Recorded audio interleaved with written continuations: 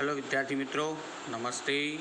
तो विद्यार्थी मित्रों, आज हम पढ़ेंगे कक्षा 8वीं का हिंदी विषय का काव्य नंबर 4। इसका नाम है उठो धरा के अमर सपूतो। तो बच्चों, हमने पहले के वीडियो में कविता के कवि के बारे में और कविता का सुंदर मज़े का गान किया था, जो आपको भी पसंद आया होगा। तो चलो बच्चों, अभी उसी कविता को हम समझते हैं।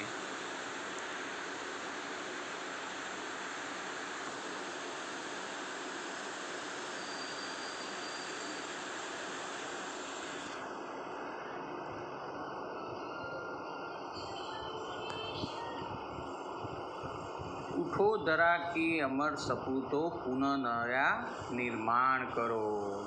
निर्माण यानी कि बनाना,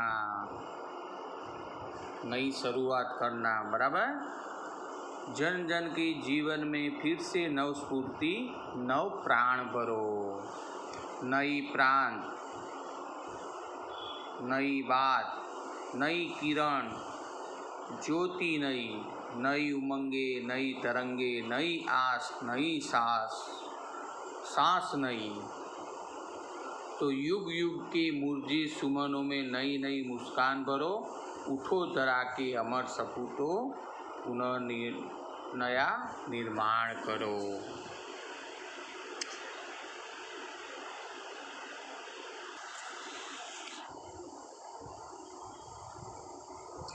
तो यहाँ पुनः यानी कि फिर से शुरू करना, निर्माण यानी कि बनाना, फिर नव स्फूर्ति यानी कि नई उत्साह के साथ, नई प्रांत यानी कि नई अक्षर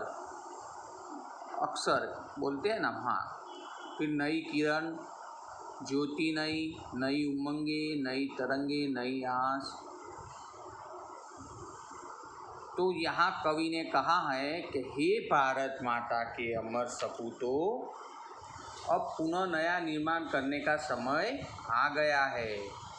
गुलामी से मुक्त हर एक व्यक्ति के जीवन में फिर से एक नई चेतना, नए प्राण भरने का काम आपको करना है।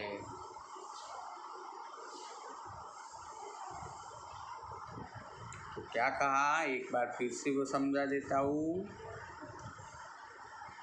तो यहाँ पे कवि ने कहा कि हे भारत माता के अमर सपूतो, अब पुनः नया निर्माण करने का समय आ गया है। गुलामी में से मुक्त हर एक व्यक्ति के जीवन में फिर से नई एक चेतना, नए एक प्राण बनने का काम करने का है। अब तो हर रोज नई सुबह, सूरज की नई किरण हर रोज नई किरण हमारे लिए नई बात और नया प्रकाश लेके आ रही है।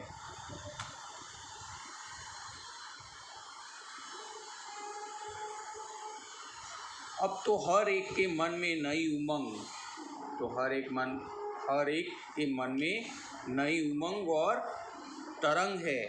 आज़ादी की इस नई सुबह की सांस के साथ ही सबकी आस पूर्ण करनी है। आस यानी कि सबकी, आज़ादी की इस नई सुबह की जो सांसें है, उसके साथ, नई सांस के साथ, नई हवा के साथ सबकी आशा पूर्ण करनी है।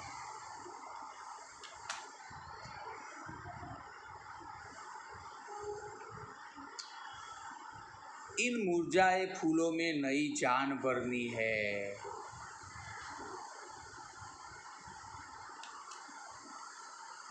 चलो अभी नई पंक्ति शुरू करते। डाल डाल पर बैठ विहग कुछ नए स्वरों में गाते हैं। गुनगुन गुनगुन करते भौरे मस्त उधर मंडराते हैं। नवयुग की चेतना, नवयुग की नूतन वीणा में नया राग, नव गान भरो। उठो धरा के अमर सपूतो, पुनः नया निर्माण करे।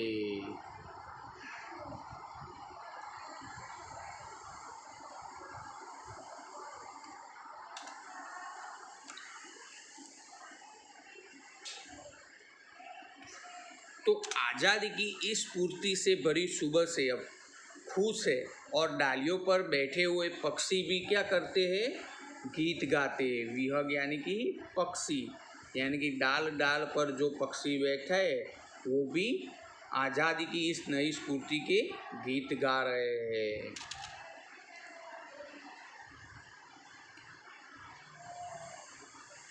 नए स्वर हो, लेकिन नया लगता है जैसे उन्हें भी नया स्वर मिला हो।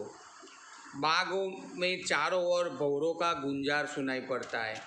भंवरा यानी जो भंवरा बोलते हैं ना, हाँ वो।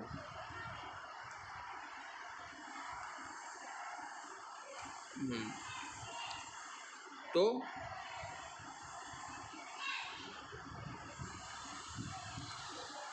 लगता है जैसे उन्हें भी नया स्वर मिला हो। बाग में चारों ओर भंवरों का गुंजार सुनाई पड़ता है। और इस अमर धरा के हे अमर सपूतों, आज़ादी के बाद देश में नया युग का निर्माण करना है।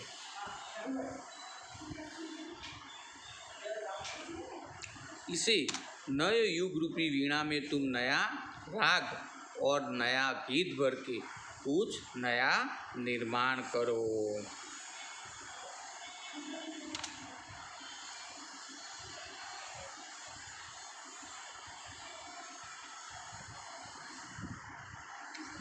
कली कली खिल रही है, इधर वह फूल फूल मुस्कुराया है।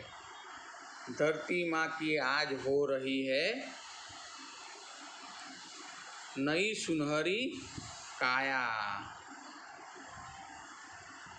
नूतन मंगलमय ध्वनियों से गुंजित जग उद्धान करो, उठो धरा के अमर सपूतों पुनः नया निर्माण करो। तो आज भारत रूपी उद्यान की हर एक कली खिल रही है और सारे फूल मुस्कुरा रहे हैं।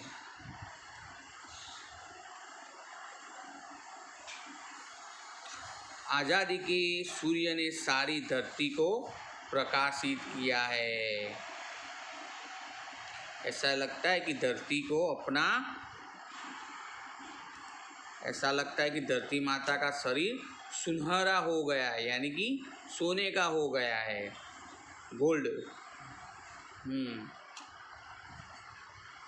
हे वीर सपूतों, तुम्हें अपनी मंगलमय वाणी से जग रूपी उद्यान को गुंजित करना है।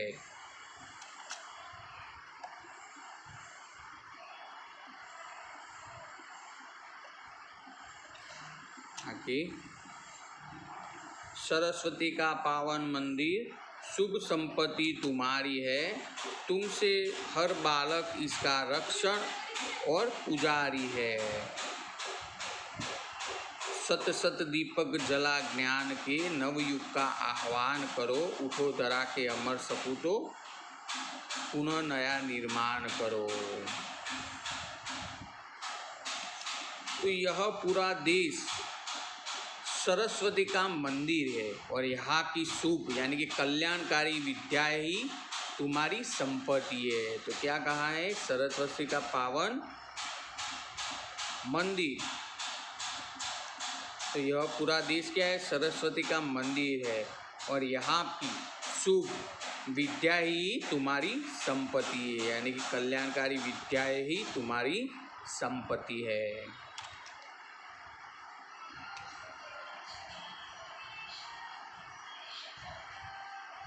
यह पूरा देश सरस्वती का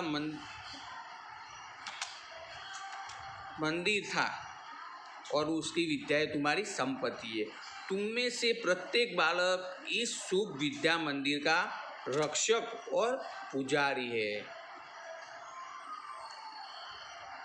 तुम्हें यहाँ कोटि कोटि ज्ञान के दीपक जलाकर नए युग की आह्वान करना है।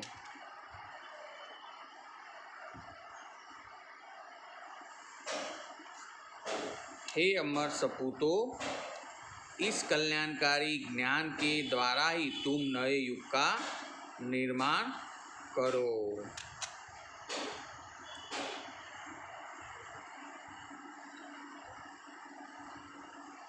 तो विद्यार्थी मित्रों, आपको कविता की समझूती समझ में आ गई होगी।